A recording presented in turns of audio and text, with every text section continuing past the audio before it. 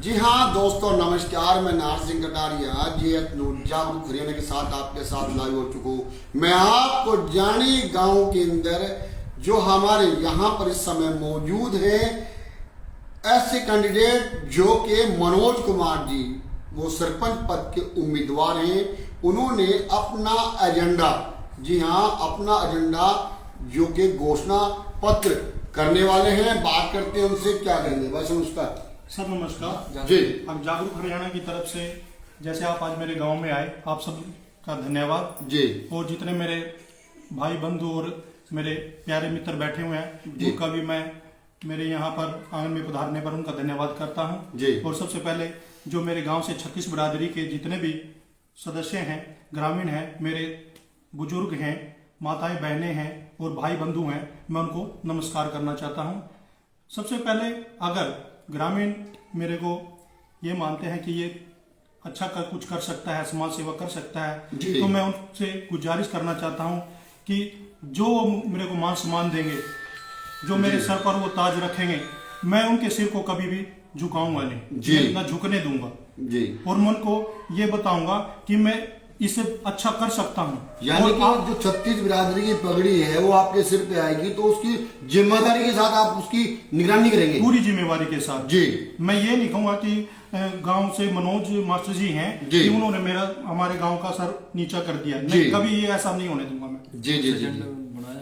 और मैंने ग्रामीणों के लिए एक एजेंडा तैयार किया है जी।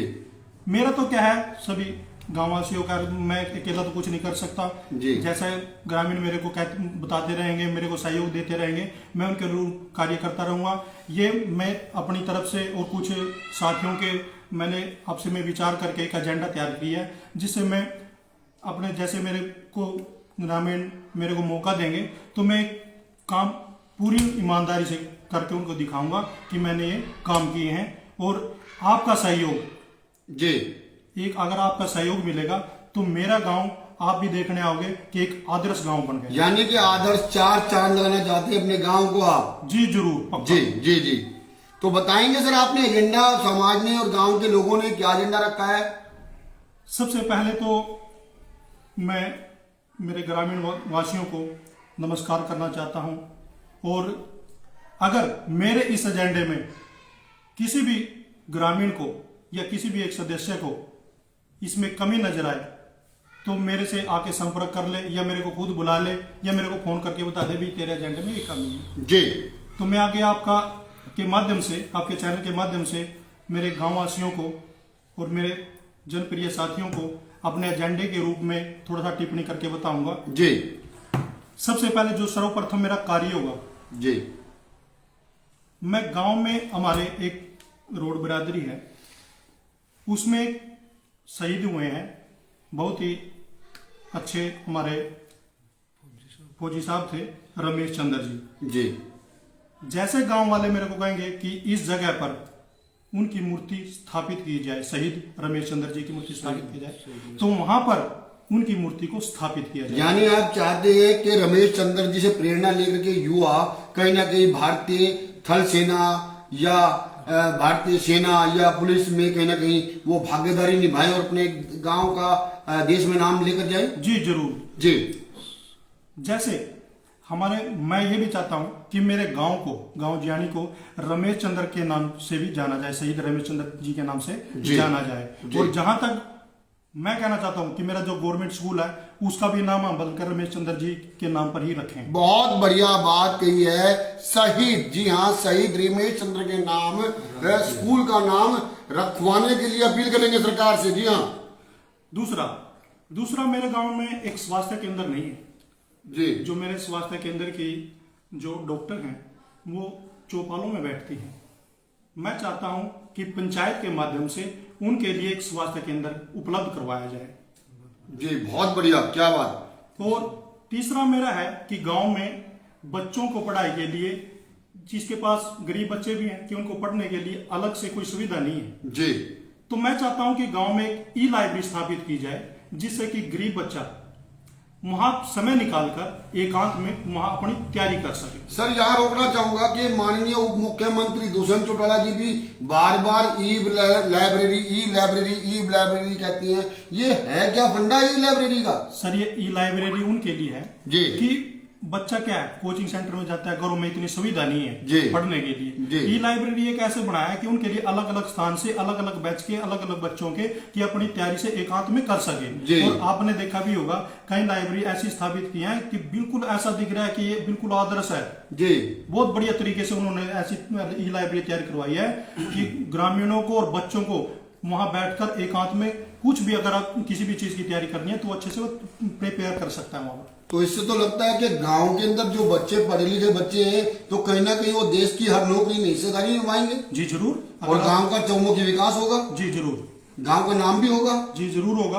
मैं ये चाहता हूँ कि मेरा मुनक ब्लॉक है, मुनक ब्लॉक में ज्यानी गांव ऐसा गांव होगा कि वो पहचाने कि हाँ इस मुनक ब्लॉक में गांव है। मुनक ब्लॉक में तो क्या मैं कहता हूँ कि असंध डिस्ट्रिक्ट असंध हल्के में ये कहेंगे कि एक ज्यानी गांव है वो एक आदर्श गांव है, वहां पर हर फैसिलिटीज है। यानी कि अगर इस प्रकार से काम चलता रहा, ऐसी लाइब्रेरी खुल गई और बच्चे यहाँ से 72% अगर बढ़िया नौकरी में हिस्सेदारी निभाते हैं तो लगता है कि गांव का विकास, गांव का नाम पूरे देश में अच्छे स्तर पे आएगा। हाँ मैं ये चाहता हूँ कि मेरा जो गांव है वो हरियाणा में गुंजे। जी जी जी। तो अगला क्या नाम रखा सर आपने? नेक्स्ट जो मेरा है, गांव में जितने भी गरीब परिवार हैं जब वो शादी करती हैं अपने बच्चियों की तो सरकार की तरफ से तो सहायता मिलती है जी। तो हमारा पंचायत का भी फर्ज बनता है कि कुछ ना कुछ उनको दें जी। तो मेरा जो एजेंडा है कि गरीब जितनी भी कन्याएं हैं उनको पंचायत की तरफ से 5100 रुपए कन्यादान दिया जाए और जो अदर हैं उनको 2100 रुपए की सहायता उन बच्चियों को दी जाए। बहुत बढ़िया। सहयोग के रूप में कहीं ना कहीं एक अच्छा उनका वो हो जाएगा सहयोग। जी जी जी।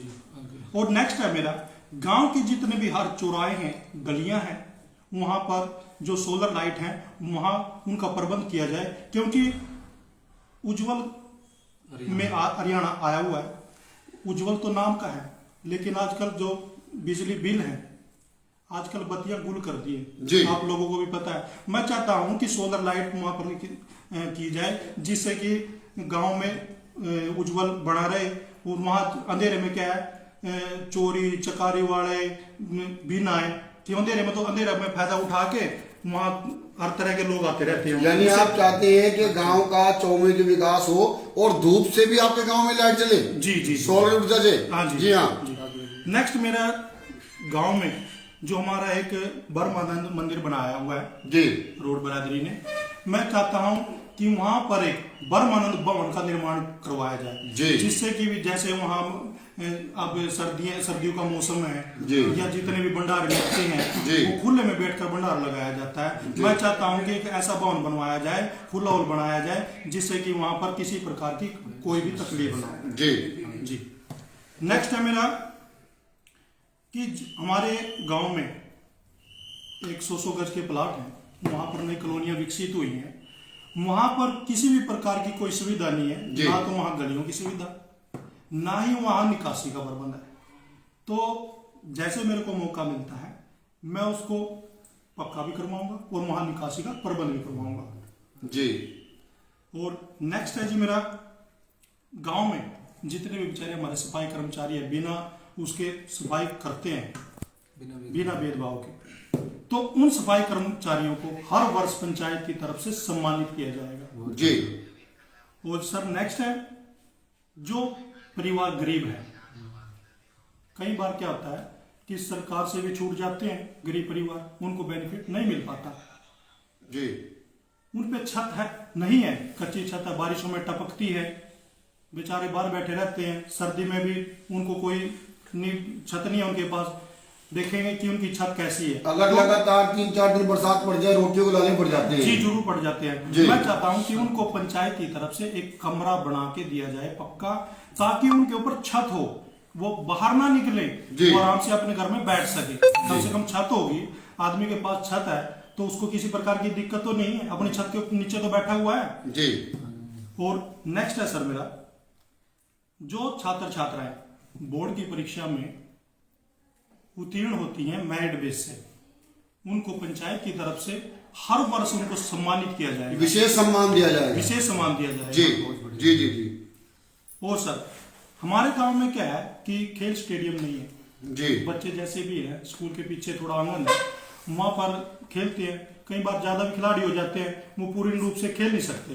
तो मैं चाहता हूं कि वहां पर एक स्टेडियम बनाया जाए अलग से, तो जिससे कि बच्चे जो खिलाड़ी हैं वो अपना खेलते रहें और अपना अच्छा प्रदर्शन कर सके। इसमें तो हमारे बेटियों और बेटों का भी, यानी नौजवान युवाओं का, युवतियों का शारीरिक विकास होगा।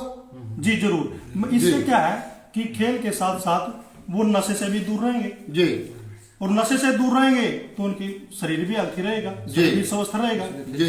इसीलिए मैं चाहता हूं कि बच्चों का ध्यान केंद्रित करके उनको खेल की तरफ ले जाया जाए। जी जी जी। अगला क्या रखा है आपने?